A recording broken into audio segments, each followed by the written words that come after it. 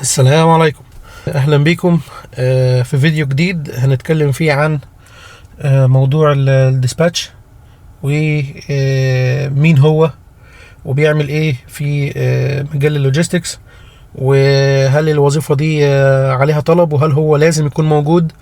وهنعدي شوية على بعض الأسئلة اللي جات لنا المتعلقة بالكورس، ولكن دي إن شاء الله هتكون في نهاية الفيديو، لأن احنا عايزين نركز في الفيديو النهاردة على السايكل عموما بتاعة اللوجيستكس وعمليات النقل اللي بتتم في أمريكا. فبالتالي نفهم موقع الديسباتشر وأهميته، ونفهم هل هي وظيفة مطلوبة ولا لأ، وليها عائد مجزي ولا لا. كمان قبل ما نبدأ ان شاء الله في الفيديو، حابب انبه انه لو انت بتتابعني بس على اليوتيوب، ففي جروب على الفيسبوك اسمه Arab Dispatch School، ديسباتش بالعربي. انا ان شاء الله بكون فعال عليه اكتر شوية من اليوتيوب. علاقتي باليوتيوب للاسف لسه يعني حب من طرف واحد، فيعني ممكن اكون مقصر شوية في ان انا ارد على بعض التعليقات، ولكن ده مش معناه ان انا مش شايفها. انا شفت بعض التعليقات ورديت عليها، ممكن اقول رديت عليهم كلهم الحمد لله. ومن ضمن التعليقات هي ان احنا الشرح صعب شويه، فعايزين نبسط المواضيع يعني. فهنحاول في الفيديو ده ان شاء الله نبسط المواضيع. ولكن كمان عايز اقول لك انه لو انت مهتم بالمجال، فيعني هو مش من مصلحتك ان انا ما ازقلكش مصطلحين 3 في النص كده بالانجليزي، لان هما بالنسبه لك حصيلة مصطلحات هتفيدك. يعني في النهاية احنا بنتكلم عن مجال داخل السوق الامريكي، فكل تعاملاتك هتكون بالانجلش. وليكن مثلا انت حتى وفقت ان انت تجيب درايفر، والدرايفر ده كان مصري، كان تونسي، كان عراقي، كان اي مكان، هيتكلم معاك انت از ديسباتشر عربي which is fine، تمام، مفيش مشكله. ولكن انت هتتكلم مع اطراف كتيره ديلي، يعني يوميا انت بتتكلم مع ناس داخل السوق الامريكي. فيعني حاول لا تنزعج ان انت تلاقي مصطلحات صعبه شويه فتقول ده شرح صعب. هو انا مش الشرح صعب، انا بحاول ازق لك كده في النص مصطلح 2. فيعني سامحني، انا مش من النوع اللي بيحب يتكلم باللغه الانجليزيه بدون داعي، ولكن احنا بنتكلم في الشغل، فيعني كلمه هنا وكلمه هنا ان شاء الله تكون بالنسبه لك، اعتقد ان شاء الله تكون اضافه يعني. طيب خلينا قبل ما نبدا نشرح السايكل، انا حابب انبه على حاجه، وهي بصراحه حاجه يعني انا مبسوط بيها. والحاجه دي هي ان انا لما جيت عملت الجروب، لقيت ان في ناس دخلت ما شاء الله، والناس دي عندها بالفعل خلفيه حلوه، يعني فاهمين، وبعضهم فاهم حاجات يمكن مش هتنفعه كديسباتشر، بس ما شاء الله فاهمها يعني. ولكن اللي لاحظته انه اغلب الناس لما بيجي يكتب لي على الخاص او يسالني انا ليه مش عارف الاقي سواق، ليه مش عارف اجيب كارير، ليه مش عارف الاقي شركه، انا اخدت الكورس بتاع يوديمي او اخدته على اليوتيوب اونلاين او وات ايفر وفهمت، بس مش عارف اجيب سواق. فانا اول سؤال بساله ايه الايكويبمنت اللي انت بتشتغل عليها؟ فطبعا بلاقي انه الاجابه دايما متجهه ناحيه ال 26 فوت بوكس تراك، اللي هي البوكس تراك الصغيره. يمكن يكاد يكون 95% من الناس اللي كلمتني شغالين على نموذج ال 26 فوت، وده يعني نموذج شائع جدا، بس يعني مش الطف حاجه ان انت تبدا بيها. اولا يعني انا لا انصح ان انت لو داخل المجال الجديد ان انت تبدا بال 26 ولا تبدا بالكارجو فان، وده الاسباب. يعني الدخول السهل في المجال بالنسبه للسواق نفسه هو ان يقول لك انا عايز ابدا حاجه ما تكونش مكلفه جدا عليا، اولا. ثانيا ما تكونش محتاجه مني مجهود عالي. ثالثا يفضل ان انا ما اشتغلش اوفر ذا رود، او ان انا اسافر بقى بين الولايات وبعضها، واقعد مثلا اسبوع 10 ايام و20 يوم في الشارع. فبيعمل انسب حاجه للبادجت اللي في ايده ان هو يروح يجيب 26 فوت بوكس تراك صغيره، واحيانا بيجيبوا 16 ويبدا يشتغل. مش محتاج يروح المدرسه، مش محتاج يطلع CDL اللي هي الكلاس A اللي هي الرخصه بتاعه النقل الكبير، مش محتاج يعمل اي حاجه. ولكن تشغيلها بقى دي قصه تانية خالص. فبيروح للنموذج الاسهل على جيبه وعلى مجهوده وعلى الريكوايرمنت كمان، او الاشتراطات اللي لازم تكون معاك. يعني انت لو عايز تسوق مثلا 53 اللي هي 53 فوت اللي هي اكبر درايفان، انت لازم لك كلاس A CDL. طيب فده بالنسبه للكارير اللي داخل المجال وعايز ايه، يعني ميك ليفنج، يعني هو بس يبقى في النهايه at the end of the day يعني يقول انا ايه، انا ماي اون بوس، انا مدير نفسي، وانا اللي بحط الخطه، وانا اللي بقول يلا، وانا اي اون ماي بزنس، عندي البيزنس بتاعي والدنيا حلوه. ويبتدي بقى هو يروح يشوف له ايه ديسباتشر يشغله، فيلاقي ان هو الديسباتشر قاعدين بيغني ظلموه، او بيغير الديسباتشر، يعني زي ما بيغير التيشيرت كده، كل يومين ثلاثه الديسباتشر اللي معاه فشل، عايز اجيب ديسباتشر، الديسباتشر اللي معاه فشل، عايز اجيب ديسباتشر تاني. ليه؟ لان هو النموذج ده كده، يعني هو النموذج ده كده. والاسوأ منه النموذج اللي تحت شويه، اللي هو الكاراجو فان. الكاراجو فان هو ليه ناس شغاله فيه، انت ما ينفعش تخش من بره امريكا اصلا وتقول انا هشتغل ديسباتشر في الكاراجو فان.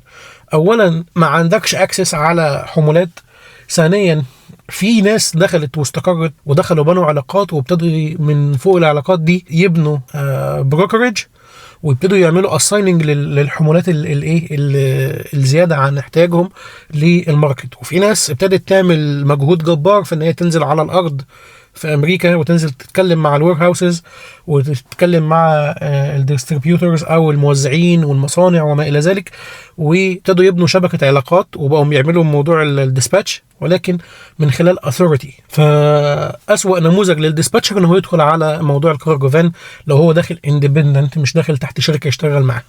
طيب ده بالنسبه للايه، للسبرنتر فان. بالنسبه للبوكس تراك متاحه، يعني هي موجوده، ممكن تخش اي كوميونتي للسواقين تلاقي ان في سواقين بوكس تراك عايزين ديسباتشر. انا عندي 16 فوت وعايز ديسباتشر، انا عندي 26 فوت وعايز ديسباتشر، احنا تيم درايفر على 26 وعايز ديسباتشر. ما بتنتهيش. معدل بقى الدوران عامل ازاي معاك انت كديسباتشر، او معدل ان انت تحافظ على الدرايفر ده عامل ازاي؟ يعني سيء جدا. مقارنة بإيه؟ مقارنة بالبدائل التانية والأفضل والأثبت، واللي أنت لما تتعلم فيها أنت بتتعلم المجال، وبعدين بالنسبة لك اللي تحت ده بيبقى لعب عيال بقى خلاص. ده بالنسبة للسواق إن هو بيروح على أسهل نموذج. طيب الديسباتشر بقى، الديسباتشر ببساطة يعني كتفه في كتف السواق. يعني إيه كتفه في كتف السواق؟ يعني بيكونوا هما الاتنين بيفكروا نفس التفكير. بالنسبة للديسباتشر الجديد، عايز أدخل إزاي؟ طيب أنا هبدأ أتعلم. اليوتيوب مليان فيديوهات كتير جدا، معظمها الناس امريكان، هيقول لك على ال 26 فوت. ليه؟ الناس دي مش بتعمل ديسباتش، الناس دي عندها شركه بروكر، احيانا بيكون عندهم كمان اكويبمنت، وعندهم ناس بتديهم التراكات بتاعتهم يشتغلوا بيها تحت الاثوريتي بتاعتهم. فممكن المصطلح يعني يتشابه ان ده ديسباتش وده ديسباتش، بس طريقه التشغيل مختلفه. انت مش هتفهم الجزئيه دي. انا بوضحها لك في الايه في الفيديو ببساطه، انه مش كل ما يقال عليه ديسباتش ان هو بيعمل ديسباتش ان هو قاعد without nothing، يعني من غير اي شيء كده قاعد شغال ديسباتشر. يعني لو انت فاهم ان الموضوع ماشي كده، فالموضوع مش كده خالص في بعض الحالات. فاللي عايز اقوله انه مش كل كلمه ديسباتشر او كلمه ديسباتش معناها ان انت ديسباتش اندبندنت قاعد في مكتب شركه معيناك، او قاعد في مصر، قاعد في الهند، قاعد في كولومبيا، وبتعمل ديسباتش فروم هوم، وقادر توسع بقى الفليت وتكبر وتعمل الارقام اللي انت تسمعها على اليوتيوب، اللي هي we making 1 million و making 2 millions او 6 figures والكلام ده نموذج بعيد تماما عن اللي احنا بنتكلم فيه، ونموذج محتاج مجهود مختلف تماما، ومحتاج authority او تراخيص مختلفة تماما عن اللي انت بتسمعه على اليوتيوب، وتعالى خد كورس عشان تشتغل وما الى ذلك. طيب الديسباتشر اللي احنا بقى بنتكلم فيه هو الديسباتشر اللي شغال اندبندنت، او شغال حر مع نفسه من اي مكان، او شغال بانه مثلا اجي انا مثلا عندي شركة نقل، اقول له تعالى انا عايز ديسباتشر يشتغل، فتعال اشتغل معايا هعلمك، او لو انت متعلم يبقى عز الطلب، تعال انزل اشتغل على طول، وادي مرتبك بيزك سالاري او كوميشن اونلي او هايبرد ميكس اوف بوث، يعني ده وده، يعني جزء بيزك وجزء كوميشن. طيب ده اللي احنا بقى بنحاول نتعلمه في الكورس ان شاء الله. طيب علشان نرجع للموضوع الفيديو، خلينا الاول نجاوب على السؤال بتاع مين هو الديسباتشر. علشان تفهم الديسباتشر لازم تفهم السايكل كلها ماشيه ازاي. فتعال نقول ان كل حاجه موجوده في امريكا في مرحله ما بيتم عمليه نقلها من مكان لمكان، وحرفيا دي في اي حاجه، يعني دي في اي حاجه. السكرين هنا بتقول ان احنا عندنا الكار هولينج لايف سايكل، ولكن النموذج ده مش فقط على الكار هولينج، ولكن بينطبق على الديسباتش او اللوجيستكس عموما بشكل عام. اي حاجه بتتنقل، اي حاجه محتاجه عمليه نقل مواد خام بتتنقل لمصانع، مصانع بتنقل لوير هاوسز، الوير هاوسز بينزل للموزعين، الموزعين بينزلوا على الريتيل، الريتيل بيودي للعميل. فعمليه سبلاي تشين وعمليه شحن ضخمه جدا. احنا بنتكلم فيها في جزء صغير، يعني جزء صغير من السبلاي تشين، وهي عمليه اللوجيستكس، عمليه النقل. عمليه النقل دي بيكون فيها اطراف، انت از ديسباتشر بتكون واحد منهم ان شاء الله. الاطراف دي مين هي؟ اول طرف هو اللي هنسميه الشيبر. الشيبر ده خلينا نقول ان هو شخص او بيزنس عنده حاجه عايزه تتنقل. يعني خلينا نتكلم على نموذج الكار هولينج. فغالبا الشيبر ده هيكون مثلا وليكن هيكون كار ديلر. ماشي، الكار ديلر ده اللي هو نسميه ايه؟ معرض السيارات. طيب الراجل ده بيجيب عرباته منين علشان يحطها في الانفنتوري او علشان يحطها في المكان بتاعه؟ اكيد يعني مش بتنزل عليه من السماء، فبيجيبها هنقول مثلا هو بيجيبها من الاوكشن، من المزاد، بيجيبها لو جديده بيجيبها من الريل، او بيجيبها من المينا، او بيجيبها من اي مكان، مش شرط. طيب علشان يوصلها بقى لعنوان الديلر بتاعه محتاج حد يكون كارير، سواق، راجل يقدر ينقل الحاجه دي. فبيروح المفروض يعني بشكل طبيعي ان هو عايز يوصل للراجل ده. اوكي، طيب الراجل ده هيوصل له هو ازاي بقى؟ هيرفع عليه التليفون يقول له تعالى لي. امريكا اكبر من كده بكتير كحجم على الارض، وحركه السواقين مش ثابته، فهو ما يقدرش يكلم السواق وليكن في هيوستن تكساس، يكلم السواق بتاع اللي قاعد في هيوستن تكساس يقول له تعالى لي فيجي له. ليه ما بيحصلش الكلام ده؟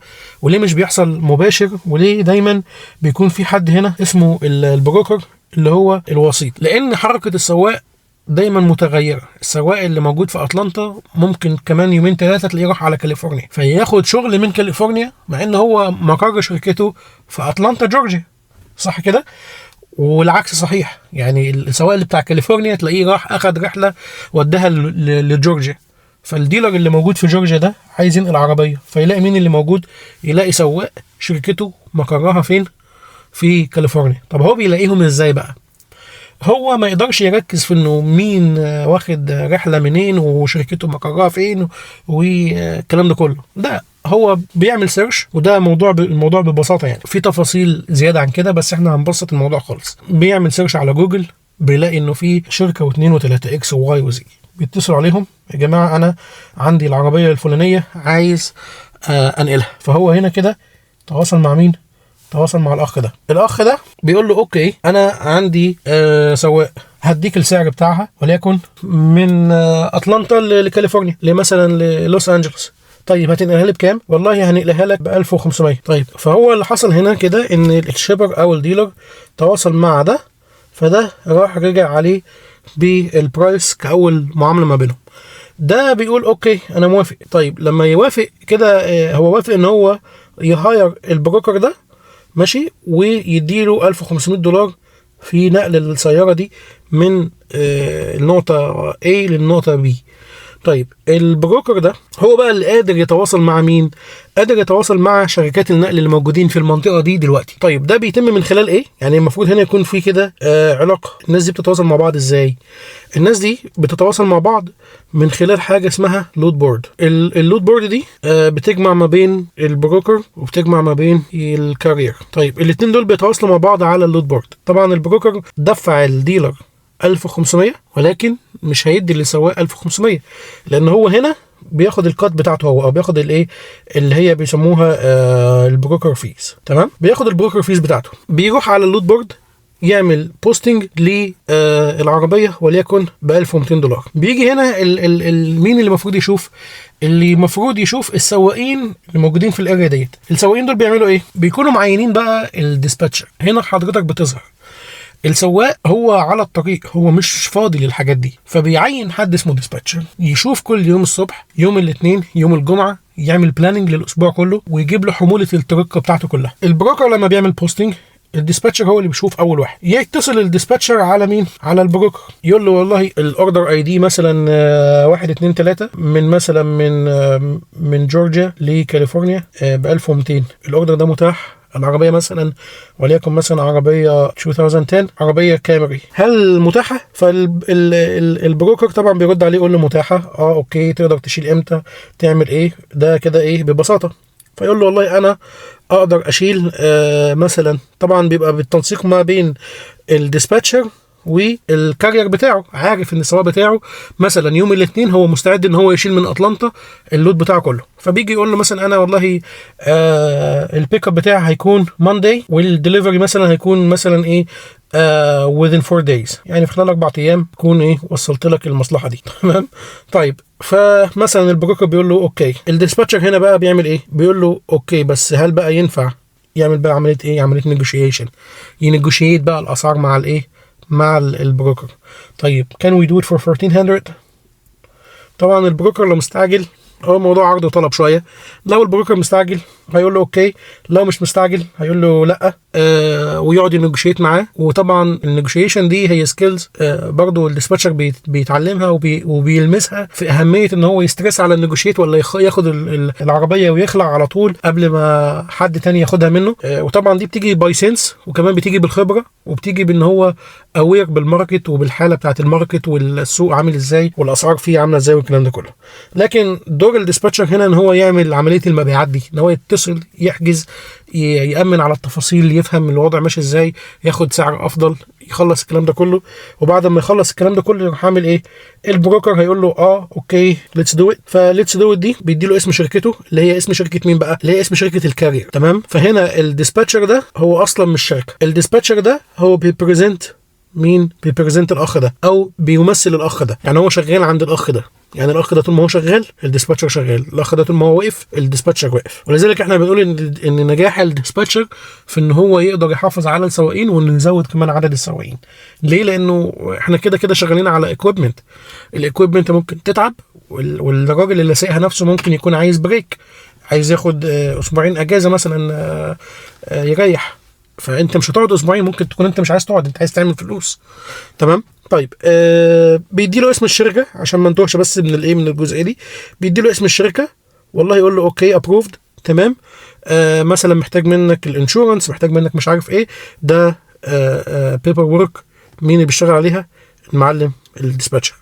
بيبعت له كل حاجه، بيبعت له الW9، بيبعت له الانشورنس، بيبعت له مثلا الفويدد تشيك، بيبعت له وات ايفر هو عايزه بيبعته له، وبيشوف الاسعار عامله ازاي وهيدفع له ازاي والكلام ده كله، وبيخلص معاه. والبروكر اول ما بيستلم الحاجات دي بيروح رايح عامل اساين للديسباتشر، الديسباتشر ياخد العربيه يحطها لمين؟ للسواق علشان يشيلها. السواق بياخد العربيه ينقلها من المكان للمكان، يوصل عند مين؟ يوصل عند اخر واحد اللي هو الريسيفر او الشخص اللي عند الدليفري لوكيشن. عند الدليفري لوكيشن او عند الدليفري ادرس او وات ايفر، العربيه هنا اتشالت واتصورت، ولما بتنزل بتتشال وتتصور. ليه؟ علشان يجنريت فورم اسمها BOL، والبي او ال دي اللي هي بيل اوف ليدنج، او خلينا نسميها دلوقتي بروف اوف ديليفري. البروف اوف ديليفري دي موجوده في اي حاجه في الديسباتش، في نقل السيارات موجوده، في نقل الجن الازرق موجوده. ليه؟ بتعمل انسبكشن بتاخد معاك دليل ان انت عملت بيك اب ودروب اوف ناجحين من غير اي دامج ومن غير اي مشاكل. طبعا الشخص ده اللي عنده مثلا وليكن ان هو البيك اب لوكيشن بيساين، بيقول والله اوكي اجري، ويجي الشخص التاني دوت يقول والله اوكي اجري. طيب الاثنين دول لما بيعملوا سيجنتشر، ده معناه ان هو بيقول ايوه انا موافق ان ده وضع السياره ساعه البيك اب، وان الشخص ده بيقول ايوه ده وضع السياره ساعه الايه؟ الدليفري. طيب كده السواق خلص شغله، نزل العربيه، صورها، مضى الناس، الدنيا تمام.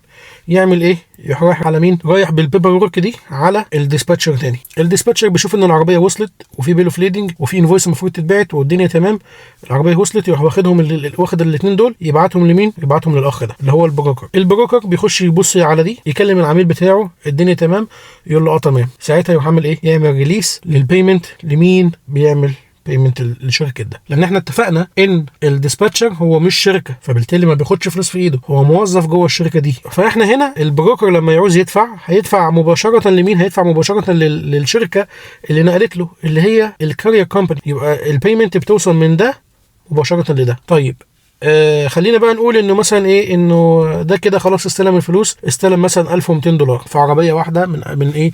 من كاليفورنيا او من جورجيا لكاليفورنيا. طيب الاسبوع بتاع ده بقى ماشي ازاي؟ اللي هو المفروض انه الاسبوع ده بيكون بلان وبوكينجز وحاجات زي كده معموله من الاخ ده ومتسلمه للاخ ده عشان يشتغلها. طيب الاسبوع بتاعه ماشي ازاي بقى؟ خلينا نقول انه في النهايه هو في نماذج للكار هولر. مثلا في كار هولر بيشيل 3 عربيات، كار هولر بيشيل 3 عربيات، وفي كار هولر بيشيل 9. ده بقى ايه اللي هو البيج بوي بقى، ده كده بيشيل 9 كار هولر، بيشيل مثلا 5 فوق ومثلا 4 تحت في البلي، وده كده 9. طيب ال3 وال9 كل واحد الاسبوع بتاعه مختلف عن التاني. خلينا نقول مثلا ايه، نمسك في الراجل الصغنن ده اللي هو ال3 كار هولر. الراجل الصغير ده لو مثلا هياخد حاجه زي كده ب 1200، فلو قلنا انه 1200 في 3 اتكلم في $3600، صح كده؟ طيب ده كده اسمها ايه؟ اسمها وان واي. طيب لو هو بقى هيعمل راوند تريب، يعني ايه راوند تريب؟ الراوند تريب معناها انه مثلا يعني هو بينطلق من جورجيا، اوكي، هيطلع على كاليفورنيا. طيب مش هيرجع بقى، هيرجع يبقى هيعمل من كاليفورنيا لجورجيا. طيب لو هو مثلا في الوان واي عمل 3600 ماشي، وجي مثلا في الرجوع عمل، خلينا نقول مثلا عمل ايه، عمل زيه 3600، يبقى هو كده الرحله دي هتاخد مثلا معاه وليكن مثلا 3 ايام رايح او 4 ايام و4 زيهم، يعني بنتكلم مثلا في 8 ايام هيبقى قاعد بره البيت، لان هو طبعا عنده عدد ساعات معينه وحاجات زي كده. ولكن خلينا نقول ان هو يعني السواقين اللي على الطريق قاتلين يعني بينجزوا في اسرع من كده طبعا. فخلينا نقول ان هو في اسبوع يعني عمل 3600 في الون واي، وعمل زيهم وهو راجع، فعمل مثلا كام؟ 700. عمل 700. طيب ده كده اسمه ويكلي جروس. انا اسف على بشاعه الخط. يعني ده كده التوتال بتاع المبيعات بتاع مين؟ بتاع السواق. طيب احنا ليه بنطلع الرقم ده؟ علشان نطلع علاقه الديسباتشر بقى بالرقم ده ايه. طيب ال 700 بقى دول، ده كده الويكلي جروس بتاع السواق. الديسباتشر بقى بيشتغل مع الراجل ده ازاي؟ المتعارف عليه ان الديسباتشر بيشتغل بالبرسنتج مع السواق. برسنتج من ايه؟ برسنتج من الويكلي جروس بتاع السواق. طيب احنا قلنا الويكلي جروس بتاع السواق كان 700. طيب نسبه الديسباتش كام مثلا؟ هنتكلم انه على حسب طبعا انت حد فاهم، حد خبره، حد عندك راوتس، حد عندك علاقات ببروكرز، حد فاهم. هل السواق نفسه فاهم هو كمان، ولا هو نيو اثورتي؟ هل انت فاهم اكتر منه ولا هو فاهم اكتر منك؟ هل انت هتخش في تحدي نيو اثورتي؟ انا بحب التحدي ده جدا، يعني انا كنت بحب جدا ابدا مع شركات جديده. لو انت شغال مع نيو اثورتي فانت بتاخد مثلا خلينا نقول المتوسط 6%، 6%. فانت بتتكلم ان السواق ده انت في الاسبوع عملت $432 اسبوعين. كام كده؟ 432 432 ويكلي. يعني ايه ويكلي؟ وبعدين ده كده ايه؟ بير درايفر، سواق واحد فقط. يعني ايه سواق واحد فقط؟ يعني لو انت عندك اكتر من سواق وقدرت تحقق الرقم ده، اضرب في عدد السواقين. عندك سواق، عندك 2، عندك 3، عندك 5، اضرب في 3. يعني اضرب في 3 يطلع لك $1290 $1300 في الاسبوع. طيب $1300 في الاسبوع من 3 درايفرز، صح كده؟ طيب هل بقى هي العائد بتاعها حلو ولا وحش؟ انا بالنسبه لي لما كنت في مصر الوضع كان الطف ما يمكن يعني. طيب فكده احنا تقريبا شبه وضحنا واتكلمنا على السايكل كلها. السايكل بتبدا عند الشيبر، وبعدين الشيبر ده بيروح على بروكر، البروكر بيروح يحط على الماركت بليس بتاع الماركت بليس اللي بالمناسبه مقفول على الناس اللي في المجال. يعني انت كديسباتشر قاعد في مصر عشان تروح تجرب مش هتعرف تفتح الحاجات دي، فانت لازم تتعلم يعني ايه هتفتحها ويعني ايه توصل للناس وانت لو عايز تفهم الماركت من غير ما يكون عندك اكسس ازاي تفهمه. ده اللي انا ان شاء الله يعني هعلمه للمشتركين في الكورس، وان شاء الله يعني مش هيكون ليميتد على الناس اللي في الكورس. الفيديوهات ان شاء الله تبقى عن كده، بس الواحد يفضل ان شاء الله يكون فيها تفاصيل اكتر يعني. طيب فاحنا كده شرحنا الجزئيه بتاعه السايكل كلها عامله ازاي، اوكي، وانت از ديسباتشر مكانك فين فيها. انت بقى يعني زي ما انت شفت كده ببساطه خالص، انت اللي بتعمل كل حاجه للراجل ده. يعني الراجل ده هو بس كل شغلانته يسوق فقط، ما بيعملش اي حاجه غير كده. يسوق، يوصل، يعمل انسبكشن، يصور، يمضي، يشيل، يسوق، يوصل، ينزل، يمضي، يسلم المفتاح، يسلمك البيل اوف ليدنج، حضرتك تشتغل له على البيمنت، يدفع لك فلوس. هو ما بيعملش اي حاجه غير ان هو بس بيسوق وبيركز في الحاجات التانية اللي هي اهم بكتير، مش اهم بكتير ولا حاجه، بس يعني الحاجات اللي هي بالنسبه له هو على الاقل على الطريق راجل شقيان في الشارع اهم بكتير جدا من الباك اوفيس والديسباتشر اللي قاعد في التكييف قاعد بيعمل ايه. حصل له بقى بروك داون، التراك حصل فيها مشكله، في عطله في الطريق، اوت اوف سيرفيس، دخل دي او تي وقفوا الدي او تي، دخل ويت ستيشن عطل، دخل مش عارف ايه، عمل ايه، موال. بالمناسبه حتى لو هو يعرف هاو تو ديسباتش تو هيم سيلف برضه هيبقى محتاج ديسباتشر. ليه؟ لانه مش شرط ان هو يكون مش عارف شغلك. على فكره هو ممكن يبقى عارف شغلك كويس جدا، بس السرعه والاداء والتركيز في الشغلانه دي مطلوب جدا. فالحاجات دي بتتحقق لما يكون في تيم بيشتغل، مش واحد بيعمل كل حاجه. وكمان السيفتي، يعني هو الراجل شغال على الطريق، هيمسك بقى لابتوب ولا يمسك تابلت ولا يحط موبايل ويقعد يعمل ديسباتش لنفسه، ولا يعمل ديسباتش لما يقعد في الجاس ستيشن او في التراك ستوب علشان يقعد يعمل لنفسه اللود والمش عارف ايه، يقول له طب كلمني الانشورنس حطني اديشنال انشورد مش عارف ايه. مش فاضي هو الكلام ده، الوقت اللي بيقعد فيه عايز ينام، انما انت فاضي بس للكلام ده، ما بتعملش اي حاجه غير ان انت يو ميك انشور ان هو always busy يعني. طيب فكده علاقه ده بده. طيب الكورس ان شاء الله هيكون بيتكلم بتفاصيل قويه جدا، ومش بس تفاصيل قويه، ولكن الكورس هيكون تدريب عملي على الديسباتش، ازاي تبقى ديسباتشر ناجح، يفهمك المجال، يخليك تشوف تريننج حقيقي من الماركت، اللود بورد حقيقيه، وكمان هيعلمك ازاي تتكلم مع السواقين وازاي تجيب سواق. لان انا برضو لاحظت حاجه كمان، انه دي من اكبر مشاكل الناس اللي خلصت كورس، او الناس اللي اخذت كورس على يوديمي، او الناس اللي كانت شاطره وقدرت ان هي تجمع معلومات قويه جدا من على اليوتيوب. وده اللي انا بنصح بيه، انه انا مش المصدر الوحيد لتعليم المجال ده، في مصادر كتير جدا، بس يعني يمكن يكاد يكون اكتر من 95% منها انجلش.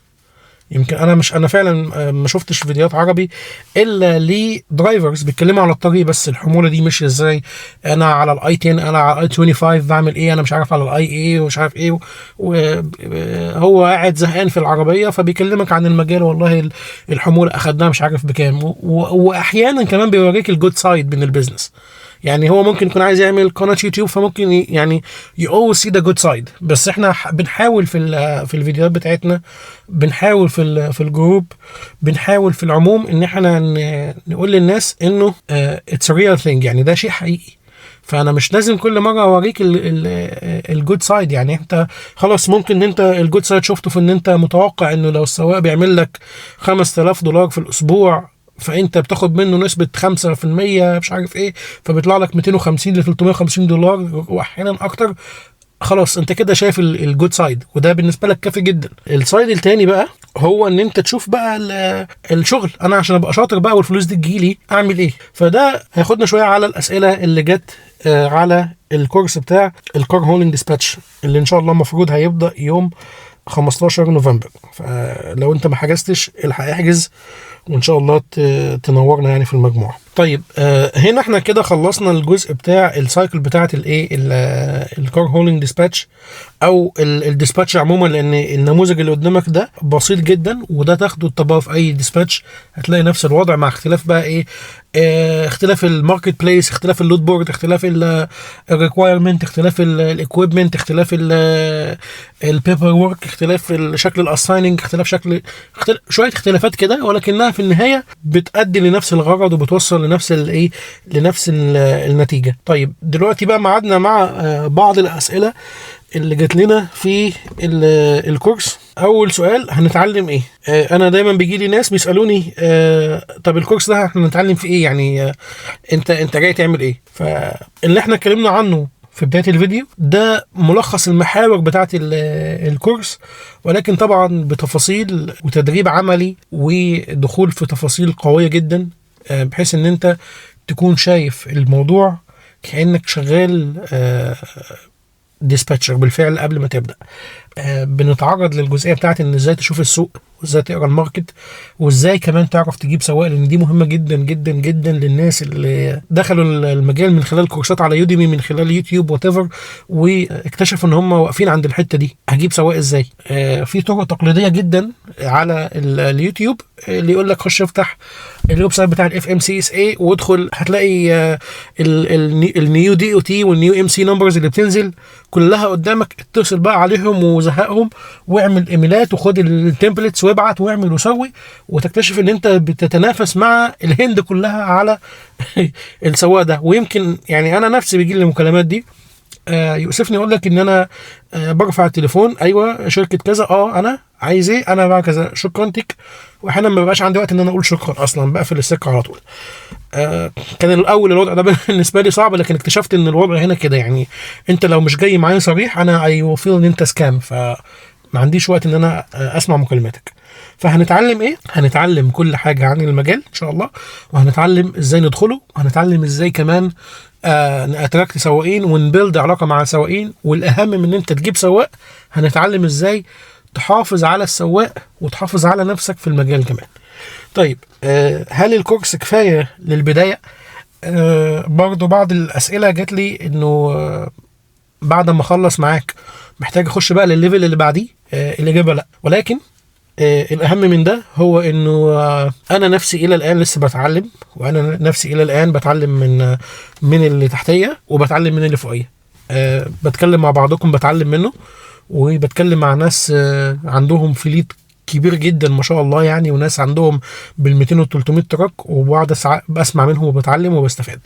فاللي عايز اقوله انه الكورس كفايه عشان تبقى فاهم وتدخل المجال، لكن ده مش معناه ان انت بعد ما تخلص الكورس توقف هنا، لان انت دايما في متغيرات، دايما في حاجات بتحصل. دايما مثلا يعني اللود بورد مثلا يجي تكنولوجي كومباني او الشركه اللي عامله اللود بورد او وات ايفر، فجاه كده يقول لك احنا هندخل الاي اي، هندخل مش عارف ايه، هنعدل في شكل اللود بورد، يروح قافل لك كل اللي انت اتعلمته في التريننج ويقول لك ده الشكل الجديد. انت لازم تبقى فاهم هتتعامل مع الابديت ازاي. ممكن تلاقي مثلا الديبارتمنت اوف ترانسبورتيشن راح منزل قانون جديد، ما انت يهمك ان انت تعرف، حتى اللي السواق المفروض يكون عارفه، لان هو ده جزء من التولز بتاعتك، ان انت ما تكونش مركز على حته الديسباتش وفقط.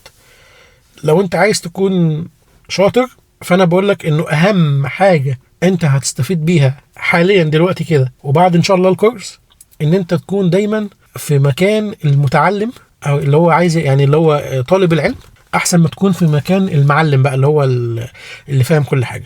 ودايما دايما سيرش، خد الكلمه الواحده وابني عليها 100 سيرش، هتستفاد جدا جدا وهتفرق جدا جدا عن غيرك.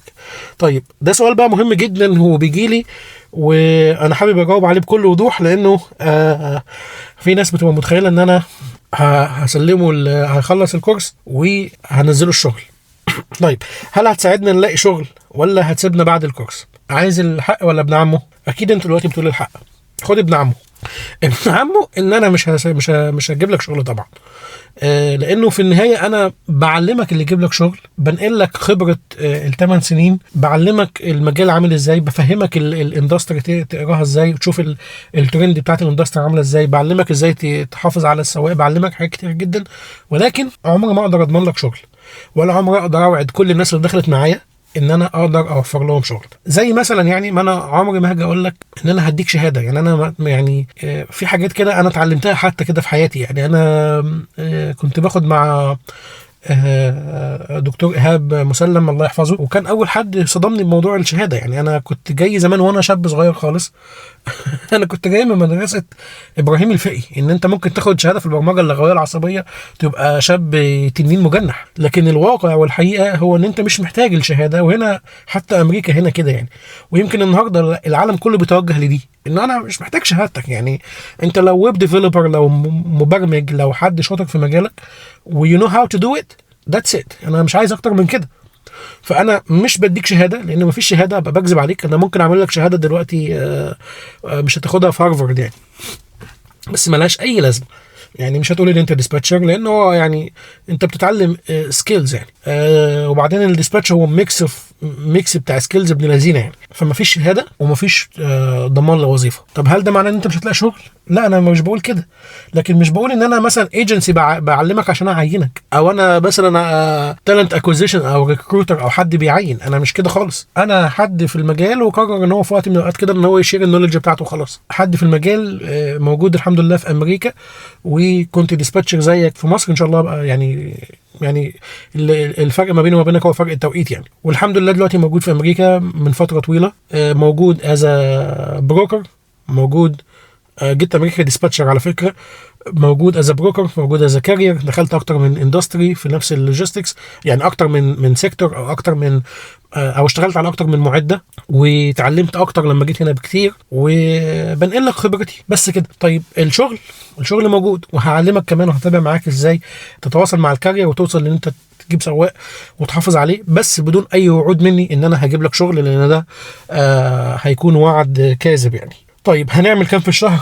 اعتقد انه واحنا بنتكلم كده عدينا على الموضوع ده، وهو ان انت هتعمل كام في الشهر دي. خلينا نتكلم في الاسبوع او باي ويكلي. انت اتليست وان درايفر انت المفروض يعني ما تقلش عن 200 $250. لو السواق بتاعك اشتغل يومين 3 4 ايام في الاسبوع بس، واشتغل لوكال والاسبوع كان ضارب منك، المفروض تلاقي نفسك عامل لك $150 في الاسبوع ده، واخد بالك؟